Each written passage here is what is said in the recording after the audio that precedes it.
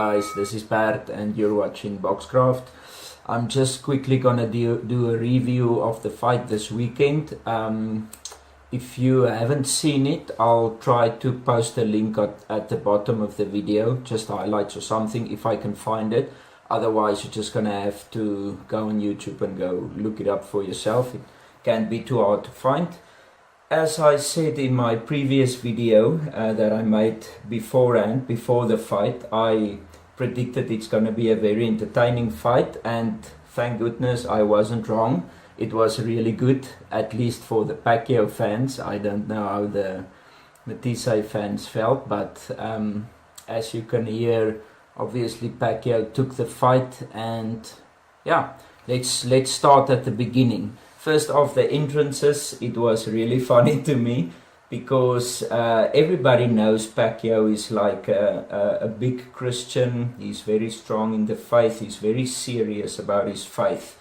And he's a really nice guy. If there would ever be a story between good and evil, he would always be the good guy, like, if you know what I mean.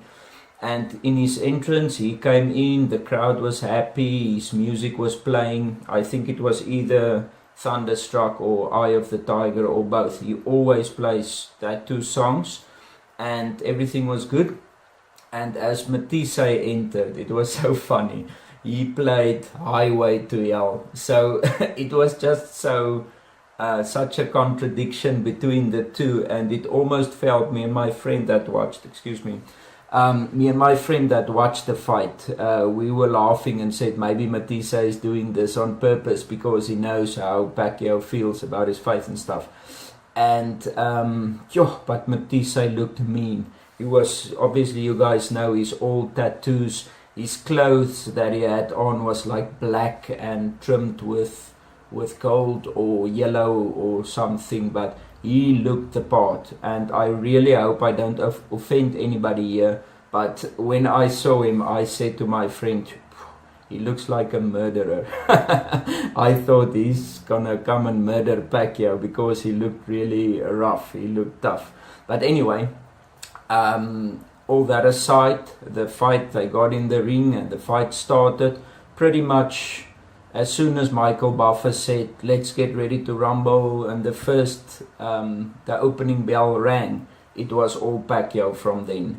Pacquiao dominated. According to me, he won all of the rounds by points easily. He didn't go the full distance. Matthysse was in the fight, but it felt like he just never got going. He just never got into his rhythm.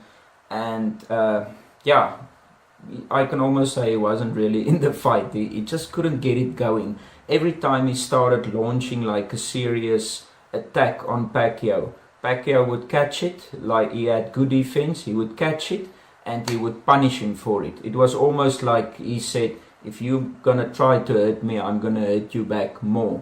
And for the first time in a long time, I saw Pacquiao like literally walking his man down. He was coming forward, he was planting his feet, he was launching attack after attack, and I think the speed and the angles just befuddled Matthysse. He couldn't deal with it because I think he couldn't even see all the punches.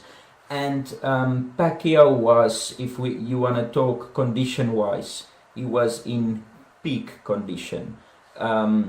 If you looked at his previous fight against Jeff Horn and you look at this fight, the differences between the conditioning.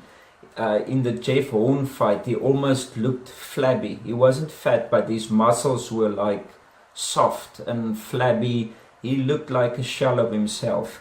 And in this fight, you could see he was like well muscled. It was like stiff. He was strong. He was fast. He just looked 5 years younger than the last Pacquiao that I saw. His counters were beautiful. His accuracy was spot on. He really looked good. I think after this performance he can hang with the top guys again. I wouldn't recommend it because you'll hear afterwards, but he was really, really good. His jab was superb. A thing that he did that I really liked a lot is because he's a a southpaw, a lefty, he jabs with his right hand, and obviously Matthysse jabs with his left hand. So a lot of times when Matthysse shot out his jab, Pacquiao would miss it and counter with his right jab over it. And sometimes he would even turn that jab into it's almost like a hook, but a hybrid between a hook and a jab, and it would slice, it would slice like a blade into the side of Matthysse face, and he did it a lot of times. Anyway, I don't want to talk too much about this fight because I want to make it a short video. But in the third round, after 3 good rounds of action, in the third round, he landed a beautiful left uppercut between the gloves. Like, his accuracy was good, poof, and Matthysse went down. I think he got saved by the bell because like a couple of seconds afterwards the bell rang. Then they fought in the 5th round. Again, he caught him with that slicing left. He was like throwing 1, 2, 3 jabs, and then that slicing one, and it was like on the side. I think it was again on the orbital bone, and Matthysse went down, and he took the count and he got back up again. I think he probably thought maybe Pacquiao cracked his orbital bone again, like in the past, his only knockout that he had in his life. And 2 rounds later, in the 7th round, it was that uppercut again, and he put Matthysse down for the 3rd time.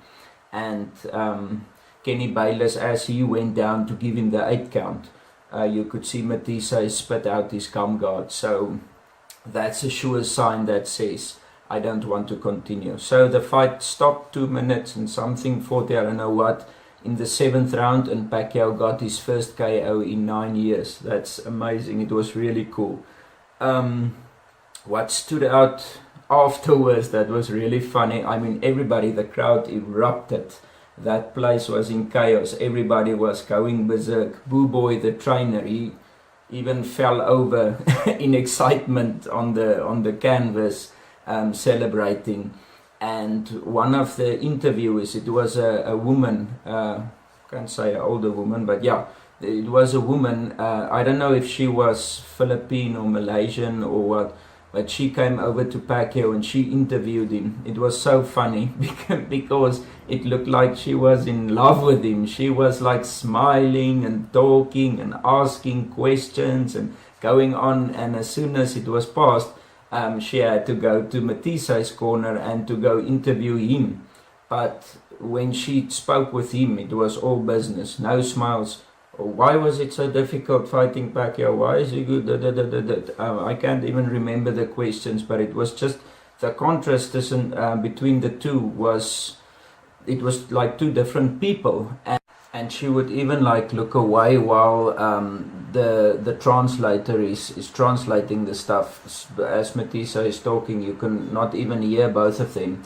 But anyway, and at the end she just went like, okay, Matthysse say Pacquiao too much for him, and she turned around and he didn't even say it. It's crazy. Anyway, that's the fight. The last part that I just want to share is, if I could give advice to Pacquiao or his team now, is I would say, man, move back down to 140 pounds.